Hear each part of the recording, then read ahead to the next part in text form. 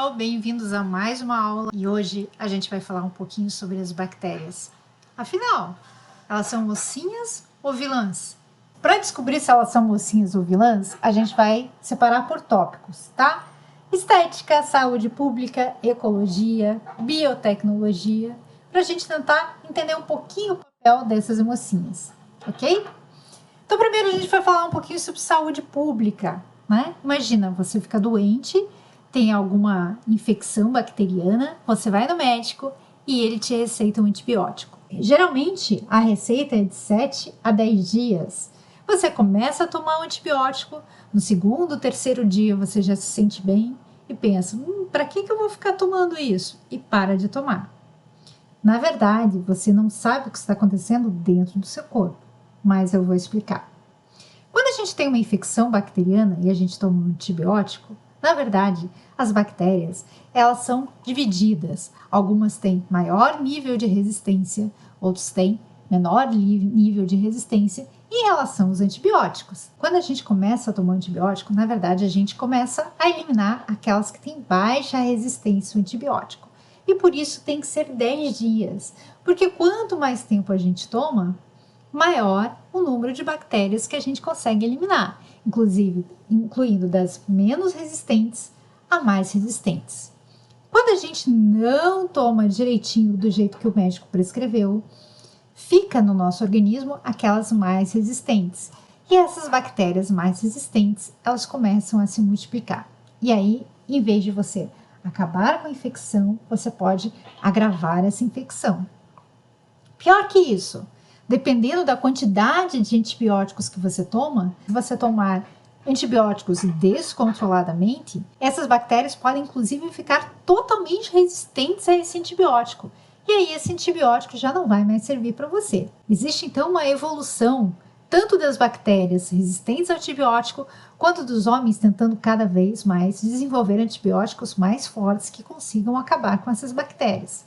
No final, não adianta. As bactérias sempre vencem. Então, cuidado na hora de tomar um antibiótico, veja se realmente é necessário e tome exatamente como o médico prescreveu. Continuando com a saúde pública, vamos falar um pouquinho de uma bactéria que a gente chama de Clostridium botulinum. Por quê? Porque depois a gente vai ver que ela é super importante quando a gente fala na estética. A Clostridium botulinum ela é encontrada principalmente em solo e água contaminada. E ela consegue desenvolver uma estrutura que a gente chama de esporo, um processo de esporulação. A sua estrutura celular ela vai desidratando até virar uma estrutura que ela é extremamente resistente ao tempo, à dessecação e qualquer tipo de ambiente inóspito.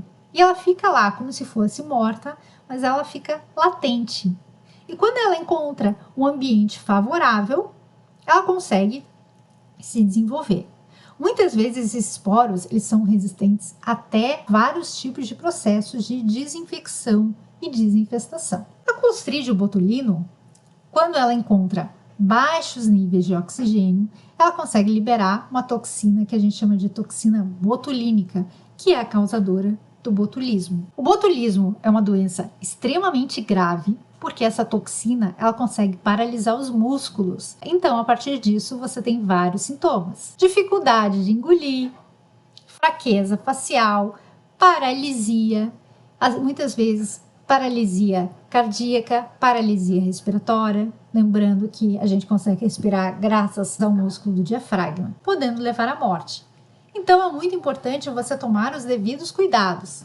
Lavar bem os alimentos antes de comer, não deixar bebês consumir alguns tipos de alimentos, como por exemplo, mel, tá? Porque no mel pode ter esporos da Clostridium botulinum. Desinfectar as feridas, porque muitas vezes essas feridas elas podem ficar infectadas com esse tipo de bactéria. E muito cuidado ao ingerir os alimentos, pois é a forma mais comum de contágio. Os pesquisadores começaram a pegar essa toxina botulínica, sabendo dessa capacidade de impedir a contração dos músculos e injetar em certas regiões da pele. O que acontece muitas vezes quando em escritórios de cirurgiões dentistas aplicam essa toxina, por exemplo, na testa, tá? E aí a pessoa ela não consegue mais franzir a testa.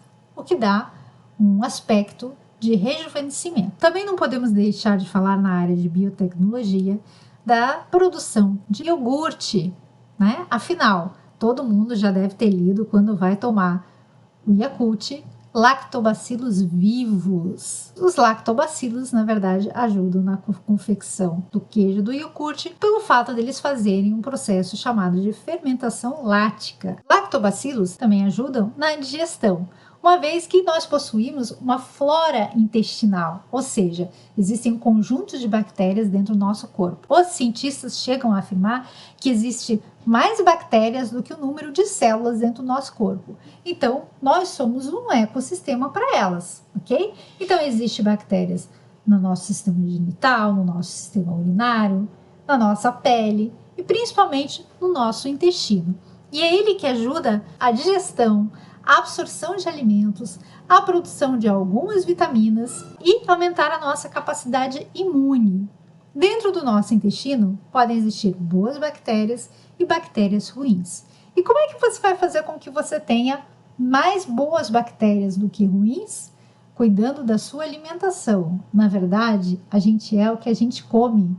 E na verdade, o que vai selecionar quem vai crescer mais, se são as boas e os ruins, é o tipo de alimento que você ingere. Em relação à ecologia, temos sempre que lembrar que fungos e bactérias são os organismos decompositores do ecossistema. Não sei se vocês lembram lá em ecologia, quando a gente falou em produtor, que são as plantas que fazem fotossíntese, os consumidores primários, que comem os produtores, e os consumidores secundários, que são os carnívoros, né? E aí o quaternário, que come o terciário, e assim sucessivamente. Na hora que todos morrem, que viram matéria orgânica, os organismos vivos, todos eles são decompostos pelos decompositores, que são fungos e bactérias. Então, as bactérias se alimentam dos restos orgânicos, que são fezes e organismos mortos, e convertem toda essa matéria orgânica em matéria inorgânica, que nada mais é do que sais minerais para o solo. Esses depois serão absorvidos pelas plantas novamente. Mas na ecologia, a importância das bactérias não é só decompor matéria orgânica. Existe uma outra função extremamente especial, que é a fixação biológica de nitrogênio. Você já ouviu falar? Se a gente pensar na atmosfera, 78% dela é composta de nitrogênio. Se a gente pensar nas nossas proteínas são compostas de aminoácido. E o aminoácido é composto de nitrogênio. Então é fácil. É só a gente respirar, tem nitrogênio no ar e vira proteína. Não é simples assim. Por quê? Porque a gente não consegue converter o nitrogênio da atmosfera em nitrogênio orgânico para o nosso corpo. Então, como é que a gente consegue esse nitrogênio para formar proteína? Graças às bactérias. Existe um grupo de bactérias que a gente chama de bactérias fixadoras de nitrogênio, ou um nome mais científico, diazotróficas. Elas conseguem converter o nitrogênio atmosférico em um nitrogênio que é assimilável para as plantas. Essas bactérias, elas podem viver no solo ou podem viver associados a outras plantas. Então, a partir do momento que ela assimila o nitrogênio atmosférico, ela consegue transformar esse nitrogênio em amônia. Porém, algumas plantas, elas não absorvem amônia. Muitas vezes elas absorvem nitrato. Então, entra aí um outro tipo de bactérias, que são as bactérias nitrificantes, que transformam primeiro amônia em nitrito e depois de nitrito em nitrato. E aí fica assimilável para as plantas. Então, todo o nitrogênio que é da atmosfera, ele consegue ir para o solo e ficar assimilável pela planta. Mas aí a atmosfera não vai ficar sem nitrogênio? Por isso que existe um outro grupo de bactérias, que a gente chama de bactérias desnitrificantes, que conseguem pegar esse nitrato e transformar em nitrogênio atmosférico. Viu só? Se não existissem bactérias, não existiriam proteínas, não existiria você. Também, em ecologia, não podemos deixar de falar no processo de biorremediação, que seria limpeza de algumas artes que o ser humano conseguiu produzir. Como, por exemplo, derramamento de petróleo no ecossistema. Petróleo, por exemplo, não é uma substância biodegradável e fica aqueles óleos de petróleo. Como conseguir se livrar desse petróleo? Os cientistas descobriram algumas bactérias que conseguem se alimentar desse petróleo e liberar gás carbônico e água. E não só o petróleo, mas também vários outros compostos químicos. Então aqui a gente tem uma caixa de gordura e fossa. Aqui é antes da inserção dessas bactérias, antes da biorremediação, e aqui depois da biorremediação, tá? Então vocês podem ver a diferença é enorme. Aqui um lago totalmente poluído e aqui o lago depois da utilização desse tipo de bactéria. Também em ecologia não podemos deixar de falar do mutualismo, ou seja, uma associação das bactérias com outros seres vivos, que geralmente há uma necessidade de sobrevivência. Então essa relação ela é obrigatória, tá? É o caso dos ruminantes e as bactérias produtoras de celulase. Os ruminantes, eles comem capim, folha, feno, e essas células, elas possuem uma parede vegetal ou parede celular que é composta de celulose. Mas os ruminantes, eles não conseguem digerir essa celulose porque eles não possuem a enzima celulase que faz a degradação da celulose. E é por isso que eles têm no seu estômago bactérias que conseguem quebrar a celulose uma vez que elas têm essa enzima, a celulase. Existe uma outra relação mutualística que são as bacteriorrizas, que são bactérias que elas vivem nas raízes das plantas justamente fazendo essa fixação biológica de nitrogênio. Falei para vocês que essas bactérias da fixação biológica de nitrogênio poderiam ficar sozinhas no solo, mas poderiam se associar também a raízes, principalmente de leguminosas. E aí você nota a presença delas devido a esses nódulozinhos, que são como se fossem verruguinhas na raiz, principalmente de leguminosas como feijão e soja, etc. Muito tempo atrás, achava-se que essa fixação biológica de nitrogênio associadas às raízes existiam só de leguminosas, devido à presença desses nódulos. Mas, graças à engenheira agrônoma e grande cientista Johanna Doberheiner, que nasceu na Tchecoslováquia, mas se naturalizou brasileira, houve uma revolução na agricultura. E essa revolução aconteceu aqui, no Brasil. Ela descobriu que essas bactérias fixadoras de nitrogênio também poderiam fazer associação com outras plantas, como as gramíneas, mesmo não existindo esses nódulos. E conseguiu demonstrar que essas bactérias existiam tanto nas raízes, nos solos, quanto muitas vezes dentro das plantas. Bactérias essas que a gente chama de endofíticas. Johanna Doberheiner ficou tão famosa que ela chegou a ser indicada ao Prêmio Nobel e chegou a conhecer o Papa. E graças a ela existe uma sede da Embrapa somente para os estudos de fixação biológica de nitrogênio, a Embrapa Agrobiologia, que fica em Seropédica, no estado do Rio de Janeiro. Na área de biotecnologia, não podemos deixar de falar sobre a produção de insulina e o hormônio de crescimento GH. A grande expansão e democratização da utilização da insulina foi graças à tecnologia do DNA recombinante. Antes, a aquisição da insulina era muito cara. Por quê? Porque ela era retirada do pâncreas do porco, o que fazia ela muito cara. Então, graças à tecnologia do DNA recombinante, o que foi possível fazer? Dentro da bactéria existem dois DNAs. O DNA genômico e o DNA que a gente chama de plasmídio, que é um pequeno DNA circular. Esse consegue se multiplicar independente do DNA principal da célula, que é o genômico. Pegou-se um plasmídio desse e inseriu o gene humano da insulina. Depois ligou-se esse gene no plasmídio e inseriu na bactéria. Geralmente eles utilizam a bactéria Escherichia coli, porque ela consegue se multiplicar a cada 20 minutos. Além dela conseguir se multiplicar muito rápido, então você tem várias bactérias, o plasmídio ele consegue se duplicar independente da duplicação da bactéria. Então você consegue ter vários fragmentos de DNA, nesse caso o gene humano da insulina, que graças ao aparato celular da bactéria produz a insulina. Isso fez com que a insulina ficasse muito mais barata e disponível para muito mais pessoas. Também não podemos deixar em biotecnologia de falar sobre a produção de antibióticos de algumas bactérias para outras bactérias.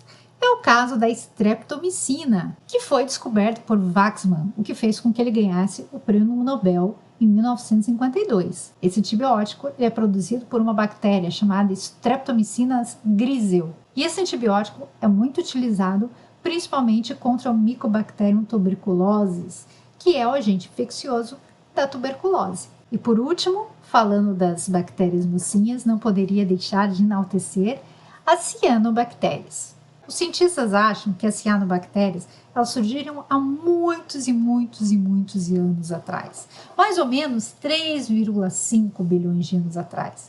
Se a gente pensar que os dinossauros apareceram há 230 milhões de anos e nós, seres humanos, há 50, 60 mil anos, a gente vê que elas são muito antigas.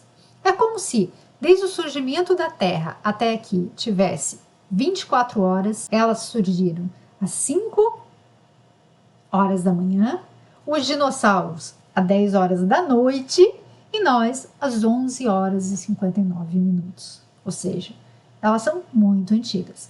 E por que a gente está falando delas? Antigamente se achavam que elas eram algas, se chamavam algas azuis. Hoje sabemos que são bactérias, cianobactérias, porque elas fazem fotossíntese.